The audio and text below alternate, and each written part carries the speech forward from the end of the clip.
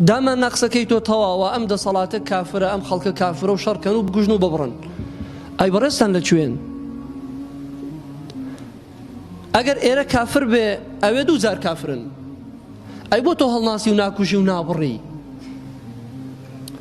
گەنجە خۆشەویستەکان، ئەوەی کە ئێوە متەئەثیرن بە وتاری ئەم جۆرە مەلایانە، ئێوە ئەزانن لەگەڵ چێ من باسی چی ئەەکەم و لەگەڵ چێمە.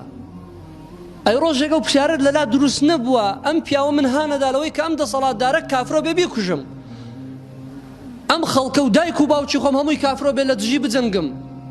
ئەی بەڕێزی بۆ خۆی لەکوێ دانیشتووە؟ ئەی بۆ خۆی خێریشی چییە؟ لە ئەوروپا و لە باوەشی کوفر بۆ خۆی پاڵی داوەتەوە و لە قیمەی خۆشگوزەرانی و فەڕاهیەتە ژیانەکات، ئەوێ تۆش بخاتە زیندان و شاخەکان و ئەشکەوتەکان. ئەبێ عەقڵەتە بێ ببیر بکەیتەوە.